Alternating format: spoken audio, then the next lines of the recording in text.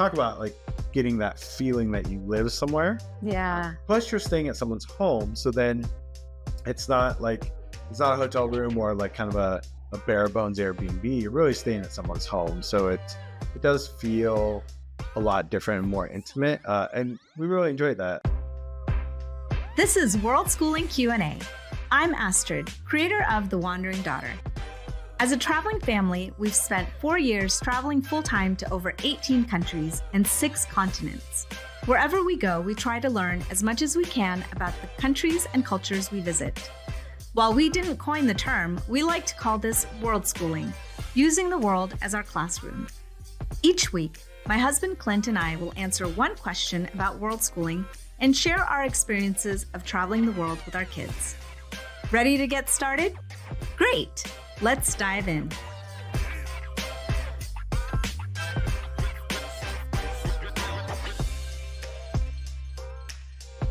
All right, today's question is, how can I make worldschooling affordable for my family? This is a great question. I think, Astrid, what is something that we've done to kind of cut down costs? Oh, I think the biggest thing is we slow down our travels. What does that mean? So slow travel is essentially like taking longer to spending more time in a destination instead of like going, if you're going on a 3-week or a month trip, instead of going to like 5 different cities during that month or 10 cities or whatever, you just go to one city and you spend, the whole month in that city.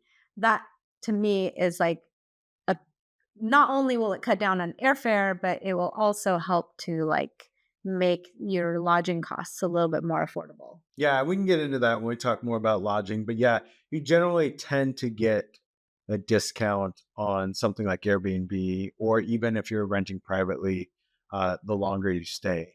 And then also usually house sitting or home exchanges, that kind of stuff usually is for a little bit longer periods anyways. Yeah, Or it I guess depends. depends. Yeah. But yeah. I think along with slow travel, I would say deep travel.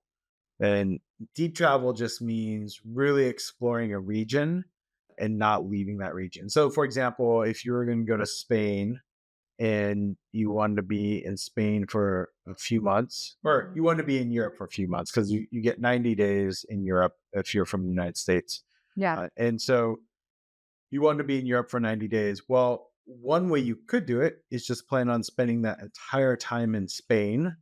And if you wanted to get really deep travel, like we did, we spent 3 months in southern Spain only, basically along the Mediterranean. Yeah.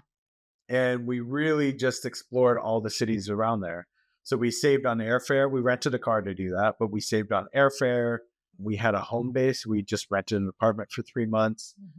And so we would do it kind of like we would do normal life here in the US, where we have our home, but we would stay a weekend somewhere else and a weekend somewhere else. That really helped us minimize, I think, travel expenses. Yeah. Yeah. Yeah. And then kind of moving on to like the lodging stuff, be creative with lodging or accommodation types of opportunities. So most people will choose like Airbnbs, but if you're staying longer, you can reach out to the host and see if they would be willing to offer. Usually they'll offer a discount anyway, but you could also ask if they would be willing to offer even more of a discount because you're staying there for an extended period of time. We've done other sharing economy type of things like house sitting and home exchange. You want to talk a little bit about that? Yeah, sure. House sitting is fantastic. It's basically most of the times you're taking care of a pet somewhere you've gone. So we've house sit in the US, of course, around here, but we've house sat in the UK, Scotland, and England specifically, and And in France. And it's great. The kids love being able to take care of a dog or something like that. You have to walk the pets, right? So you're out and about. You're doing daily walks in the neighborhood. Yeah. And really, like, talk about like getting that feeling that you live somewhere. Yeah. Plus, you're staying at someone's home, so then it's not a hotel room or like kind of a bare bones Airbnb. You're really staying at someone's home, so it does feel a lot different and more intimate. And we really enjoyed that. What about home exchange? You want to explain what home exchange is? Yeah, home exchange is kind of similar. You're basically it's like, the movie The Holiday where you're just home swapping. You're staying in somebody's house and they'll stay in your house. The platform that we use allow us to earn points. So we don't have to do like a one-to-one exchange. It could be like, well, we'll stay in this place for the cost of points, and in exchange somebody can stay at our place later on and we'll earn points that way. But what we like about it is that it is also another affordable way to visit someplace like a city that maybe is a little bit more expensive, and we don't have to pay for lodging costs. You have to have a home to Yeah. be able I to was just gonna say, exchange that. you have to own a home, right? Yeah. Yeah, or prove that you are like living there. So it may not be like a viable option for like longer term world schooling, but definitely like short stints and stuff, you should consider that. And there's considerations though when you're doing something like home exchange or house sitting, you don't have as much flexibility over your schedule. So you do have to take that into consideration. But it's been a great option for us. Now, if you do find yourself needing to do faster travel and you're in transition between places and stuff, there are some accommodations I think that can help. I'll let you talk about that one that's in our notes. But the one that came to mind Mhm. also is, even if you're a family, don't be afraid to check out hostels. Yeah. Hostels now have a lot of family friendly options, Yep. including private rooms and things like that. And they can be an incredibly cheaper way to stay versus say a hotel, Yeah. especially when you get into like Europe where everything's based on occupancy. And so families tend to get hurt by that the most Mhm. because they have to pay for two rooms or they have to pay for a lot of occupancy. Yeah. So hostels are a great way around that. I think we kind of stayed at a hostel when we were in Japan the Mhm. last time. Yeah. Yeah. In the US, I'm not sure if this is in other places, but in the US, if you're camping, there's an app or a platform called Hipcamp, which allows you to stay in people's properties, but kind of like Airbnb, but for camping, which I think was nice. And it's fun to be able to like, meet the hosts. And we've met some really cool people that way. So, And I do want to say we haven't not done it personally. We do know some world's going families who do couch surfing. yep. And so if you're, I don't know if we're not brave enough, that's not the word I'm looking for, but I don't know if we're adventurous enough to do that, but that can be a great way to That's an meet option. people Yeah. too. Yeah.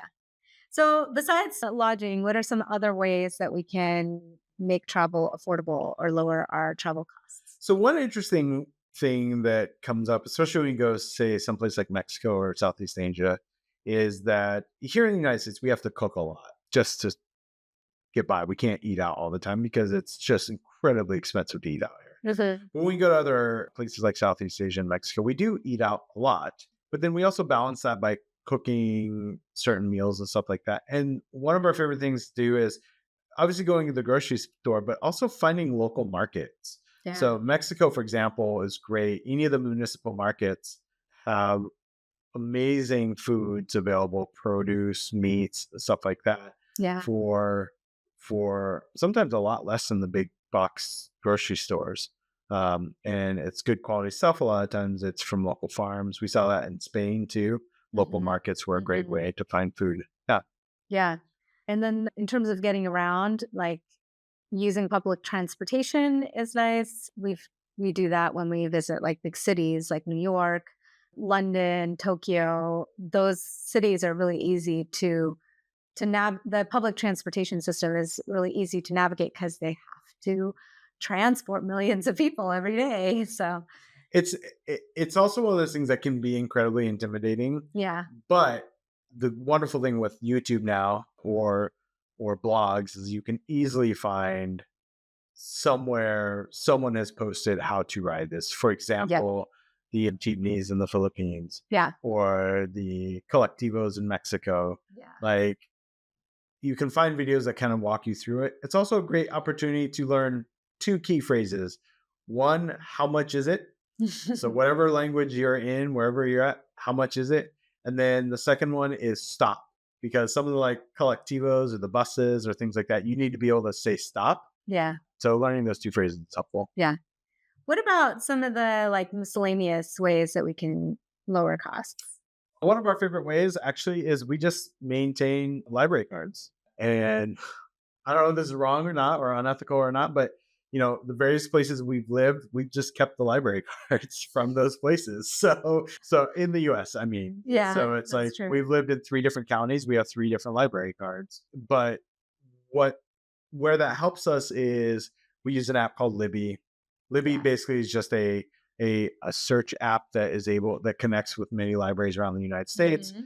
and you can search for various books. And so you put in the libraries that you're part of, you enter your cards, and then you do a search for books. And there's lots of ebooks or audiobooks that are Yeah. available for instant read or instant download. Sometimes you have to put them on hold just like you would a physical book.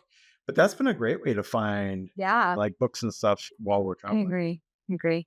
What about you? I think one thing is to like avoid going to the touristy areas.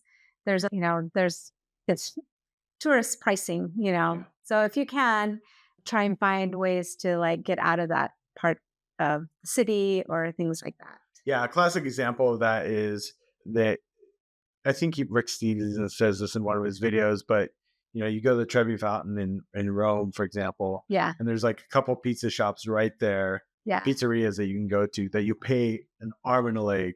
I mean, For just sure. insane. Yeah. And you literally walk half a block off of the main route down one of the small alleys, Yeah. and it's like a fraction of the price, Yeah. and you're still getting the same quality. So I mean, that type of knowledge comes with slowing down your travels, yeah, like once you've been in a place long enough, you start to understand like, oh, this area is more expensive and this one is not. I want to add something else. This is if you're traveling in the US and also if you have a home base, something that there's like a program called reciprocal museums or like Mm, there's like a reciprocal program for museums. And so if you're like the type of family that likes to go to museums, when you travel, sometimes they can get pricey. And so we've done this in the past where I get a museum subscription for my hometown, mhm. and then I can use that to go to museums in like Boston or in New York or in, Washington. Well, Washington, D.C. museums are free, but like other cities around the United States or around North America, you could see if there's like something similar. If you're from another country, you can see if there's something similar in your country. Yeah.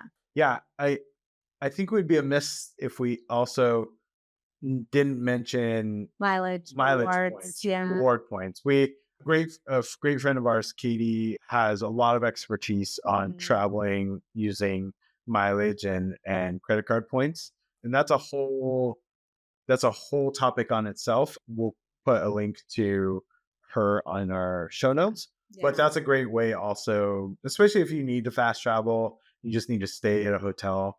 Doing that can be really helpful. Yeah, that's Katie from Katie's Travel Tricks. She is a wealth of knowledge when it comes to like travel hacking and credit card points and things like that. What would you say? How, I guess what I'm trying to say is, how do you define affordability for your family? Like, what are some things that you can do to recognize what it, where to draw that line as far as what's affordable and what's not? I think it just goes back to like your values, your family values, and what's important for you. You know, for us, spending quality time together is important, but also having experiences. So, something affordability, is like we want to make sure we build in our budget like those experiences, whether it's like dining out at restaurants or going to museums. We want to make sure that we build that into our budget and we're not like skimping on things like that.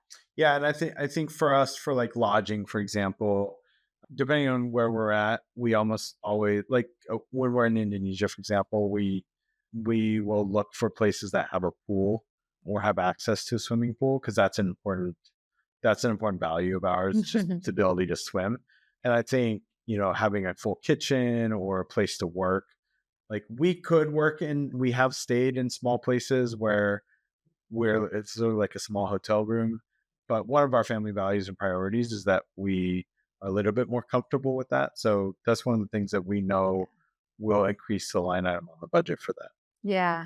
Yeah. If you want to know more about like our own personal views or our own tips of how to make world schooling or additional tips, I guess, of how to make world schooling affordable, I do have a article on the Wandering Daughter site specifically about, affordable world travel. So I encourage you to check that out. Yeah, and definitely hit us up if you're a Patreon subscriber. You can book us for office hours, and we'd be happy to talk through some of that stuff as well. Yeah. All right. Is there anything else that you want to cover in today's episode? I don't think so. Well, that's all for today. Thank you for joining us on this episode of World Schooling Q&A with Astrid and Clint. Be sure to check out the show notes for any links we mentioned in the episode, and visit my website, thewanderingdaughter.com, to dive deeper into world schooling and family travel. If you like what you hear, please consider supporting The Wandering Daughter on Patreon. It really helps us out and keeps the show going. You'll also get exclusive perks like episode transcripts, additional resources, access to office hours with us, and more. You can find us on Spotify or the podcast app of your choice. If you're listening to this on Spotify, you can tap the bell icon to get notified when new episodes come out. And if you like this episode, please give us a 5-star review. It really helps new people find our show. If you're watching this on YouTube, don't forget to like and subscribe and tap the bell icon to get notified of new episodes.